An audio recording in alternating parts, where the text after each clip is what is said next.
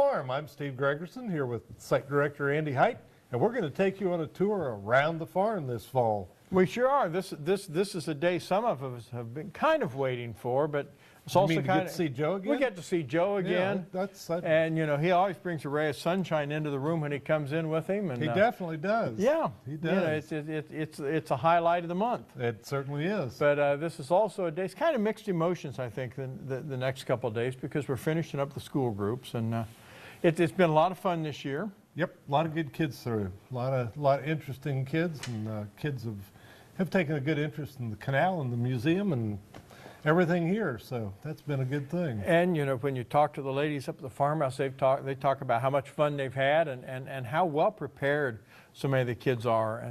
But tomorrow will be the last day, like you call them, of the yellow troop carriers. Yep. And so we'll start to proceed to get ready for next summer or next spring. Yep. Very shortly. So you know, school groups are finishing. We've been real busy. October turned in to be a really busy month.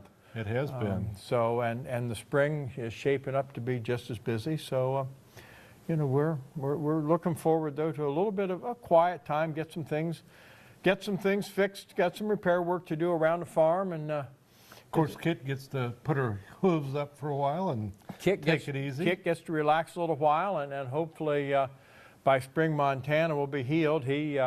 Those if you've been out here, you know we had Kit in Montana pulling the boat this year in Montana. Somehow sprained his ankle, and he's been laid up for a while, but he seems to be getting better, and hopefully by spring he'll be back up and at him again, and we'll have Kit in Montana back up on the towpath. So there's been some speculation that when you're not looking, Montana walks fine, and when you're looking, he kind of does a little limping. Last Thursday, I had a group out at the mound on earthwork first thing in the morning. And as we're walking out, Kit comes over to see what's going on like she normally does. And Montana starts kind of around the barn, and he's a little bit of the trot, and it's like he sees somebody's watching him and puts the brakes on, and the next thing we know, we see the limp coming back again. So yeah, he's a bit of a character, that's for sure. So you know, we'll see where we are next spring with both of them. I know that they are probably looking forward to some downtime. Yeah. Kit works a little bit, and I think she's ready for fall to get here and have some time off. So yeah, she slowed down the last several days. It's been tough to get the boat enough momentum to get in the boathouse. So you can tell she's kind of looking forward to the end of the season. So, but I think if you look at the number of kids we've had, we're right around. Oh, we're going to be right around 1,700 kids, maybe a little bit more, maybe closer to 2,000 for the fall. So that's a good fall. It's been a busy one, and it's been a good one though. That's the neat part about it. A lot of fun with the kids. A lot of variety. We've had some older kids. We've had a high school group or two. We've had some younger kids. So we get a pretty broad spectrum of visitors. We've also had a lot of adults this fall, just kind of coming in and out. You know, here they come in, they get the boat ride, and at first when you say, well, you're going to be with 80 fourth graders, they're a little apprehensive at first, but generally when you talk to them, then when they get off the boat, they say, well, you know, that was a lot of fun. Yeah, the adults seem to enjoy the kids, and it doesn't seem to be any problem for anybody, and I think maybe the kids are a little calmer maybe when there's some extra adults that they don't know, that maybe that helps us a little bit too to get some things across to them, and they kind of got to listen a little more. Well, and you're to be commended because we went through all these students this fall, and you didn't lose a one over the side of the boat. We didn't lose any, and no canal gator attacks. No canal gator attacks this, well, you know. So that was good. Now, we still got tomorrow, so we, you know. Yeah, but you know, the cold weather prediction for tomorrow, the canal gators won't be out. That's true, but you know, they might get, you know, little ice on the rail might be dangerous, so, you know, I'd hate to lose anybody. That'd be bad, especially when you pull them out and they stink as bad. Yeah, or like the year that your predecessor missed the dock. Ooh. And ended up down in the water. That wouldn't be a fun thing to do. No, it wasn't. No, that was an interesting afternoon. Too cold right now to go in. Oh, for sure. it'd be nasty. But you know, we've had a good school season. Yes. Looking forward to spring. we're going to do some work on tweaking some of the programs we're doing for the younger kids. We want to look at a couple of the other programs for some other groups as well. So, you know, we're always looking at ways to, you know, better connect with the visitors. And so, you know, that'll be one of the things we'll be working on over the winter. You know, speaking of new things, and especially out here in the canal room, I understand there might be a new exhibit for the canal room We're coming. working on. I've seen the partway through the completion stage. One of the things that we've always, for years, you know, we've lacked is a way that up here in the museum to really explain how a lock works. And this fall, a gentleman came in. We started talking. And it became pretty apparent early on that he liked to build models. He was a model builder. He showed me a picture of a riding lawnmower he built. I don't think you'd seen this. No, I hadn't seen that. He had built a riding lawnmower that was a model John Deere combine. Oh my gosh. And it looks dead on, and it's all just built out of leftover stuff. And so, you know, we were talking a little bit. And I said, well, you know, something we've always wanted was a lock model. And he said, well, that's, you know, we can do that. So he was looking at the space here in our new room in front of the catering area. And he said, well, that'd be just perfect. You've got tile floor there. You know, you've got electricity there if you need it. You've got water. And so he's working on building a lock that's going to have water in. He's got the boat built in proportion to the lock. And so we're going to have a lock model next year for visitors. He's building it so it's going to be watertight. And it's going to be really nice to have that. You know, when you put that with the other things we have in here, you know, this is going to be as good a canal exhibit, you know, as I think you can find a lot of places. And having that visual for the, not just the kids, but for visitors to see this is the way that it worked is going to be really. Yeah, that's probably the hardest thing to get the kids to imagine is how you would, so having something to look at and see it happen, and that's going to be great. Trouble is, you have enough trouble getting through stuff now. That's if we true. give you one more toy. That's true. It You know, I don't know, it's going to be. may have to streamline what we do. Just say, okay, we're going to quit. Now we're going to the lock. What's so this we wee can play in the business? lock. I thought it was program development. I guess that's what I was thinking. There you go. Yeah. You know, yeah, well, but you know, but it will cause a little bit of a problem because we have so much information that we want to share with the students that we really need to, because that's part of why they're here. And then to add one more layer on that just gets a little bit more of a challenge. But That's true. I'm sure you're up for the challenge. Oh, heck yeah. I'll take it on. I'll do it. You've got all winter. You can practice your spiel all winter long. That's true. And you can come out here and sit by the lock model and play with it. And That'd be fun. there you go. I'll bring Mason along. He'll be in there swimming. Oh, we've only got so much tile there. But, you know, we're going to be adding that this winter. We're going to also be making some other changes in the existing museum. In the room that's got the Pickawillany objects in it, we're going to reconfigure that room a little bit so that it is all just Pickawillany. We have some exhibit cases that match a case that we already have. The Bowser collection, instead of being on a two-sided case where it's a little awkward to see all of that, we're going to put that in two flat cases so there'll be a more of a linear exhibit. And that room is all going to be Pickawillany. And that also gives us, we'll be able to open a space up. That'll give us more room for a group of students, because right now that's pretty crowded. And it's really pretty distracting for the kids when they're sitting there one on top of each other almost. So, you know, we're looking forward to that, and we're going to take part of that exhibit, part of the existing exhibit that's in there, and move it to another room. And that's going to give us the opportunity to begin to connect with the Ohio tribes, the 6 Ohio tribes. And we're looking at, they're going to be doing then where this timeline that we're moving stops at the removal period in the 1840s. We're going to pick up then, and each of the groups is going to tell their own story from removal to the present. which is not told anyplace. No, You know, and one of the questions that I know that we get, I've gotten, and I know Diana has gotten it when we're dealing with the Native American exhibit, the way that it's presented, and it's not purposeful this way, but the way that it's presented almost makes it sound like after removal, there were no Native Americans living in Ohio. Well, we want to tell that story, that yes, there are. This is what's happened in Ohio. This is what happened for these different groups as they did go through the removal experience. And we're going to do one group a year, so that each year for 6 years we should have a new rotating exhibit. So. Good. And So- that's going to give us also some space in there. We're going to look at the little bit of through old photos, the restoration of the farmhouse, and also the restoration of the spring house, because we got a space that we can do that as well. And so, you know, I hope when visitors come back in the spring, they'll see a little bit different museum again this year.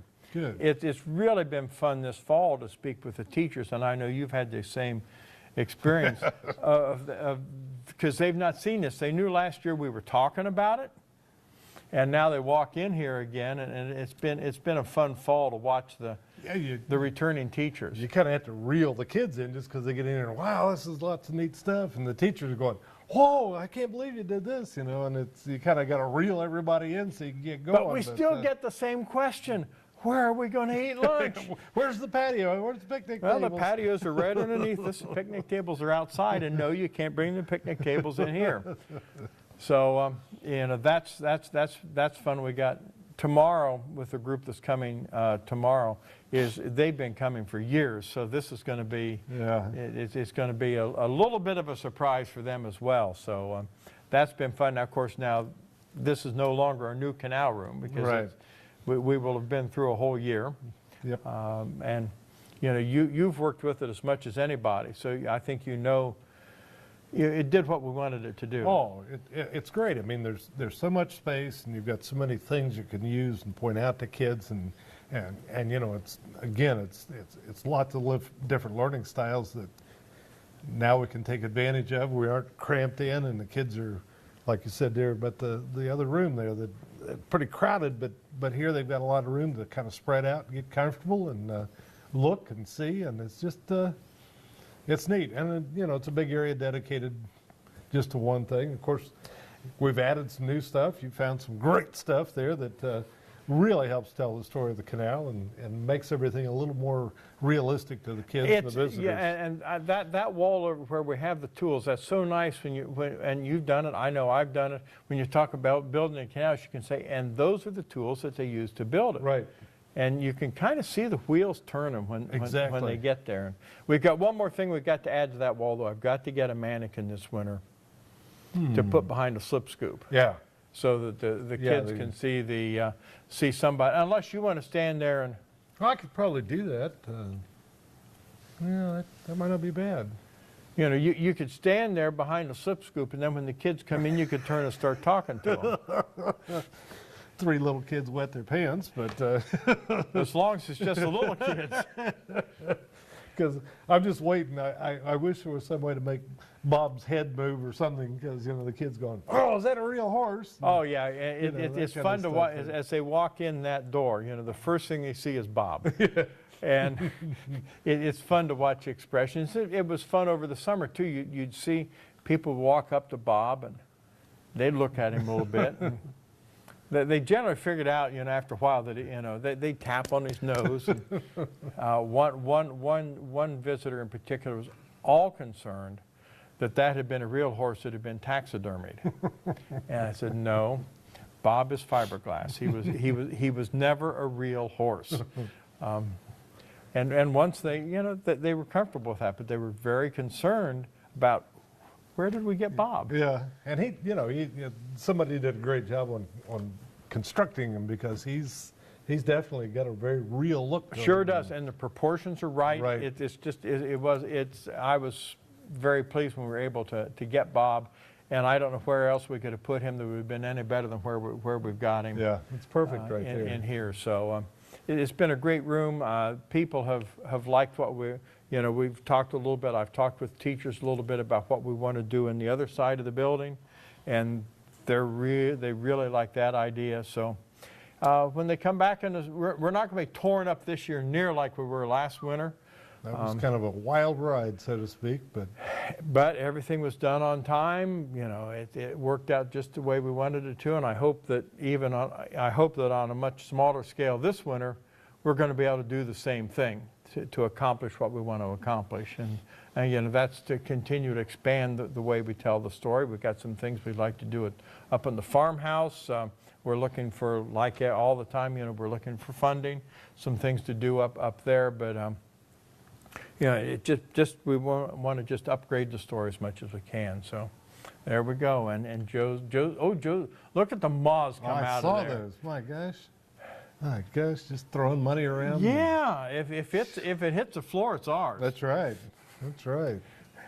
That is exactly right. But you know, lots to do this winter, and of course, I suppose, you know, we're talking about winter. You know, we still have one event to go. Looking forward to it.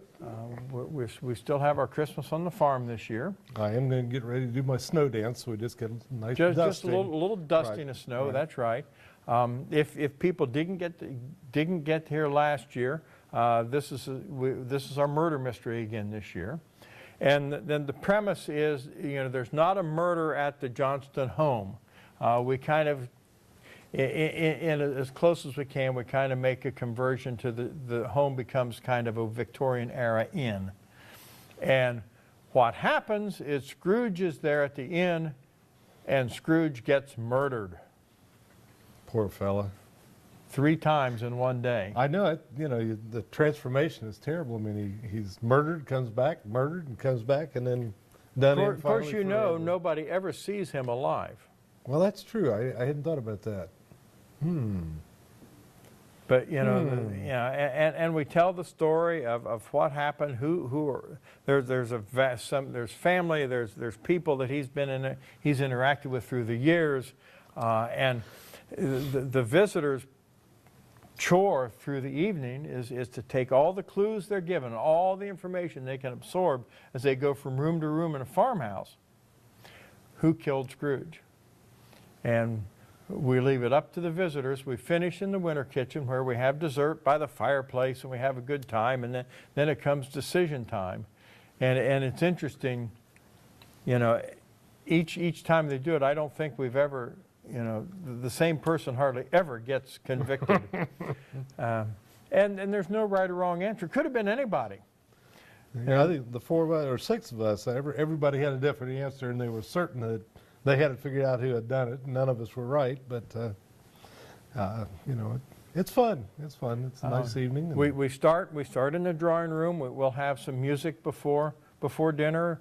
When it comes time for dinner, we ask the visitors to come into the dining room. So this is an opportunity too that's really rather unique, because you get to have a period dinner in John Johnston's dining room. Something that only happens, this is a once-a-year event. So, you know, this is an opportunity for people to come in, visit with each other. They always seem to have a good time. We have dinner. We move back into the drawing room where we set the stage. The people get to meet all of the characters. They get to begin to amass their clues. We give them some notebook paper and a pencil for them to try to start to jot things down. And some people really, it's fun to watch because some of them really take it very seriously. Well, I thought I had it figured last year. I took all the clues down. I thought for sure I had it right on the money, but I was wrong. Well, you might not have been. Everybody else might have been. Well, that's true. That's true. Never thought about that. But and it was funny. I think the first year we did a murder mystery, we had some visitors from Columbus, and they had a really good time. And just before they were leaving, the gentleman's wife, I got one of these, and I go over and I said, she says, "All right," she says, "tell me, who really did it?" And I said, "I don't know. You tell me." That wasn't the answer she wanted, but. So we still have we do the murder mystery 3 times, and this is Saturday, December 6th. It's the first Saturday in December. We do the first time around is at 1 o'clock, then 4 o'clock, and 7. And, you know, if anybody's interested, if you've not been out to see that, or if you've been to one of our other Christmas programs, this is entirely different. It's really the most different of all of them we do. It is. We still have seats left, but they're going fast. And so if you want to make your reservation, give us a call at 937-773-2522. We'll be happy to take your reservation, get things taken care of. Typically, by Thanksgiving, we're sold out. So, you know, if you're interested, if you want to be a part of this, it's a lot of fun.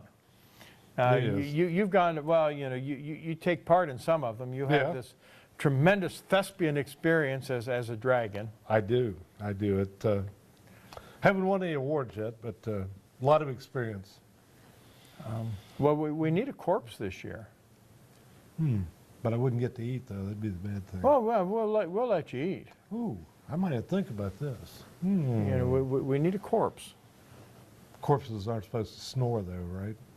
No, not generally. That'd be the one drawback. Laying there in bed, I'd probably snore because I'd probably go to sleep. And so I'll have to think about this. Yeah. Another opportunity to broaden your horizons. That's true. No lines to learn, so that's No lines. That'd Nope. be You good. don't have a single line to learn. No staging or anything. Nope. You just lay there deader than a doornail. I have to think about this very seriously. You know, what an opportunity. It is. I mean, you know, not everybody gets a chance to do that. No. That's Not everybody's offered that opportunity. Where else can you become part of a production with no lines at all to learn? And no stage directions to follow. right. I wouldn't have to worry about anything. Just That's all I'd have to do. lay there. That's an idea. I have to think about this. There you go. have to ponder that severely. Severely or seriously? Well, probably both. Okay. So that's coming up. That'll be the first weekend in December. Again, it's a once a year sort of event to actually have dinner in Johnston's dining room, have all the fun of the murder mystery, solve the murder mystery, and then have dessert. You know, it's a great way that early in the Christmas season. You know, and that weekend you've got Christmas on the Green on Friday night. You've got the Christmas parade in the afternoon on Saturday. You've got the Holly Jolly Run going on downtown. You know, there's all sorts of stuff going on with the Christmas season. Piqua Civic Band concert is Sunday afternoon, so you know you can stay right here in town and really get a good jump on the Christmas season. It's a great way to start December. I'm sure Joe he'll be right there in the thick of it. No doubt. No doubt. I'm certain. I am So certain. you know it's just a great time. It is. It is. It's it's just neat coming out to the house and you know, we've talked before though that there wasn't a lot of Christmas decorations in Johnston's day. No, there really weren't. People people look at they've got the Victorian Christmas in mind. Right. You know, rather than the Johnston era Christmas, and doing something set in the Victorian era like that does allow us to kind of, you know, take a couple notches up with the farmhouse, and they get to see a whole different sort of decoration. So you know, we do get to present a Christmas like people want to think about. Right. And I know that at 4 o'clock and 7 o'clock. The Aaron sisters that have been out here so many times, they're going to be providing the music before Good. dinner, and those girls are just phenomenal. They are talented. Very talented. And now we know, you know, they won't do it for Christmas, but they've also added bluegrass to their. Really? They Cool. now have a bluegrass group, and you know they're great. It's disgusting. But they're going to be with us, and a lot of times people will say, "Well, what's the best time to come?" So, well, you know, I don't know if there's people that prefer not to be out at night, and I understand there are a lot of people especially that time of year, you always have that issue. It's 1 o'clock is great because you come into daylight and you leave at the daylight. If you like the evening sort of event, 7 o'clock is great. Because typically this takes about 2 to 2.5 hours, start to finish. So 7 o'clock, it's dark when you come, it's dark when you leave. You see candlelight, all the luminaries, everything's going on. But the 4 o'clock is kind of neat because it's at that time it's just starting to become dusk when they come in at 4. And by the time they leave at 6:30 or so, it has become dark. So you get to see the house in both lights, and that's kind of neat. Mm-hmm. So depending on what you prefer, you can have lunch, you can have an early dinner, or you can have a traditional 7 o'clock dinner. We cover all the bases. Nothing wrong with that. Well, you can't go wrong. I mean, it's like I say, you got the house, you got the farm, you got if we get a little snow, that just makes it that much more. And the last couple of years we've gotten that. Mm-hmm. Just not enough to be a challenge, just enough to set the atmosphere just right. So Yes, it is a neat experience. and we get done with that, then as we put Christmas away, then we start thinking about April really doesn't you get through the Christmas event, you get through the first year, and then you realize, it's not going to be long till the yellow troop carriers will be back in April, and so we start to transition and start to think about that. We have some projects we want to do out here. This is a time when we do some maintenance sorts of things here in the museum, in the farmhouse, around the site, as long as the weather lets us. So we're busy in the wintertime, getting ready for the spring, and so it's been a great year. I think we've had a lot of fun with a lot of school kids. We've touched a lot of different groups. We've done some things. Diane and I have done some things a little bit different this year. We got the opportunity to go with one of the high school classes of Piqua to the Earthworks in Newark, Yes. which was fun for me to get to go back there. That's the first time I've been back there in 18 years. So to get back, and we got to do that. I've got to spend some time in a lot of classrooms this fall, and that's been fun to get back in and interact with the kids again. Mm-hmm. So, I'd like to do more of that. Speaking of that, you might throw out History Day as That's right. a good thing to, kind of maybe people hear it and encourage kids to get involved. History Day is coming. That'll be the first Saturday in March. It's out at the junior high. And people ask, well, what is it? And I said, well, you think about Science Fair for History. It's an opportunity for students to select a topic, research a project that relates to that topic, and then they get to present that topic to some just phenomenal judges that are, and really we joke about that, but I think we do have a group of judges who really care. Yes. And really work to help the kids. Mm-hmm. And so that's a fun event, even if you don't participate. If you want to come out and see what kids, and it's not just Piqua kids, it's kids from all over West Central Ohio, what they can do when given the opportunity. And it's neat to see what, how because this year's theme is, and I'm going to screw it up, is leadership and legacy. And so, there's so many different ways to interpret that theme and what will interest a student. So, like I said, that'll be the first Saturday in March out of the junior high. People, they can do an exhibit sort of thing, a tabletop sort of exhibit. They can do performances. They can produce documentaries. They can do websites. They can do, I'm missing something, papers, they can write a paper, and so there's just so many different things that the students can do so different mediums they can do to present their topic, and they take advantage of all of them, and it's fun, and they can start in the 6th grade, and then it's up through high school.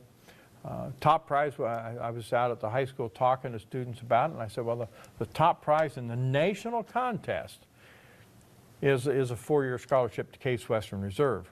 Wow. Now, if you've looked at college prices, that's a few dollars. That's a pricey one. That's a pricey one. So, that's coming up too, and most of our staff is involved with that. And boy, once History Day hits, it's time for school groups. Oh yeah, I don't know how many years I've done it, but It's neat. The kids are dressed up. They make a nice appearance. They come well informed, and it's just neat to hear kids really relate to their topic and relate to what they've done. And a lot of work goes, excuse me, into those projects, and it's well worth the. You know, like you said, if you come out just as a visitor just to roam around and see what kids have done, it's really And the admission fascinating. is really reasonable. It is. It's free. Well, you can't beat that. You can't get much more reasonable than free. That's right. That is exactly right. Exactly. And the junior high lends itself so well to the facility that we need to do that. Right.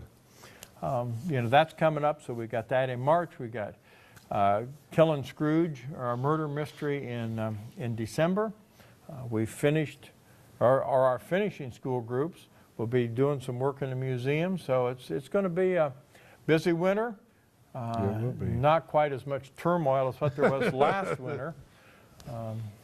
Well, you know, and like I say, it won't take long to break the ice on the canal and start going up and down the canal and entertaining the kids out there. That's and in right. here and It does. It time seems to like a roll around. long ways away yeah. right now, but boy, it'll roll around pretty quick again. It sure will.